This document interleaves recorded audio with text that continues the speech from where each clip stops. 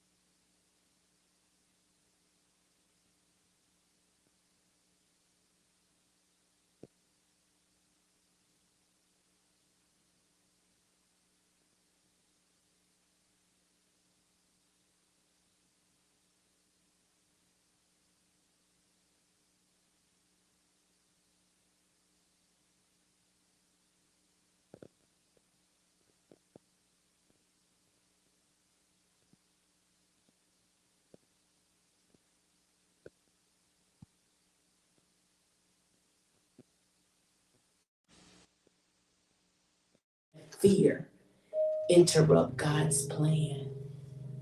And I was like, wow, that was deep. Because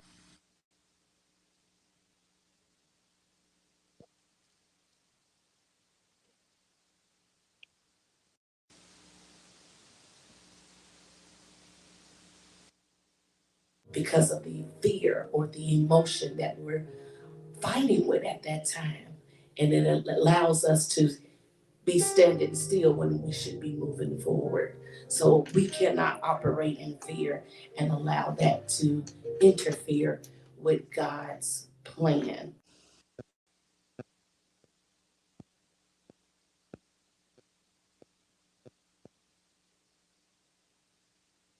And, we was talking about how we're supposed to be doing.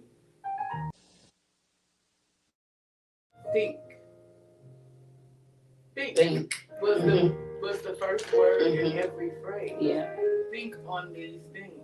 Think on if there's so a lot of times what happens is we have the emotion, but we don't stop to think. Yep. Yep. That's I it. know it's happened to me a couple times and my mom got me in trouble because I didn't think first. Yeah. Yeah.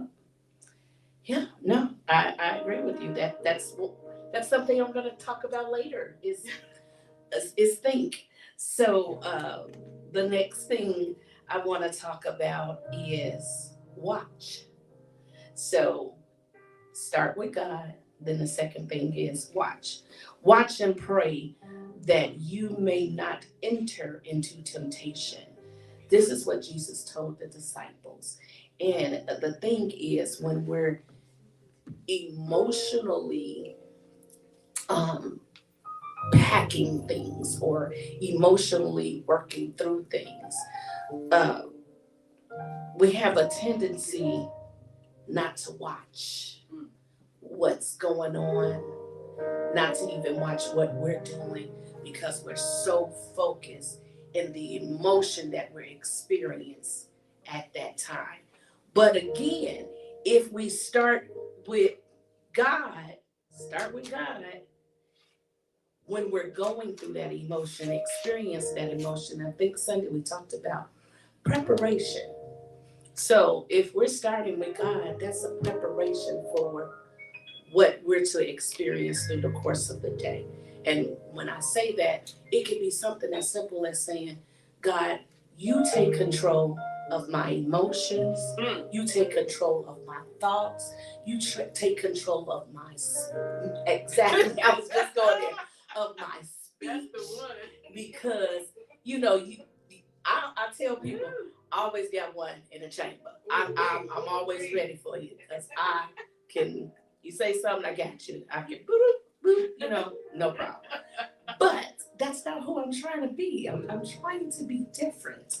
So I'm trying to start with God so that I can watch and be careful of what I'm saying, how I'm doing, how I'm reacting, and things like that. Um, um, then the third thing is pray. So when we're dealing with our emotions and how do we deal with our emotions, first we want to start with God, we want to watch, and then we want to pray.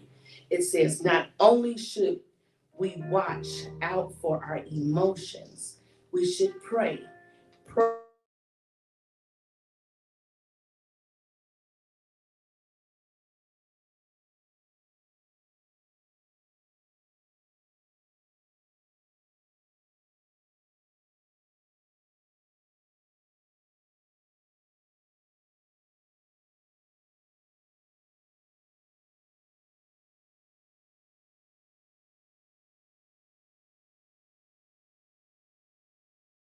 emotions.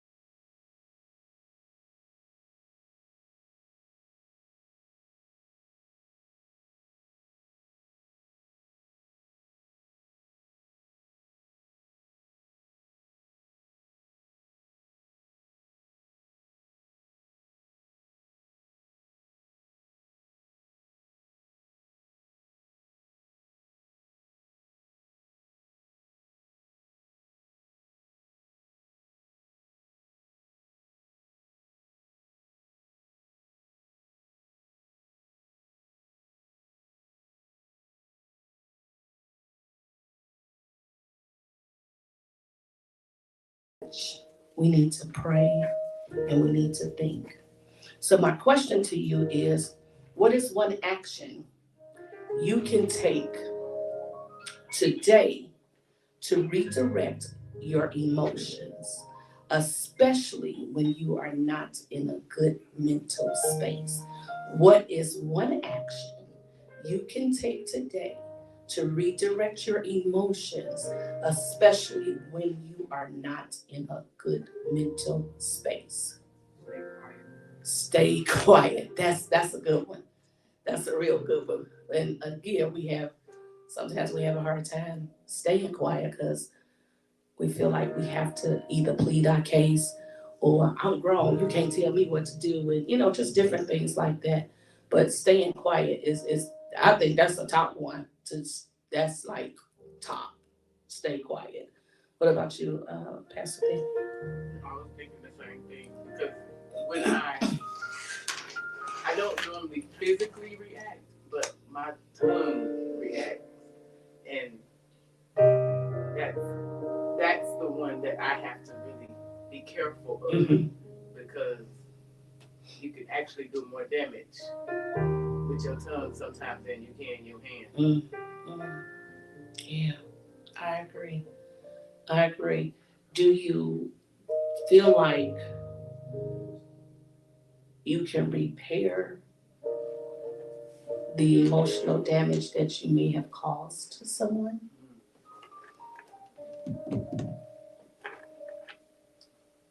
Wow, that's a hard.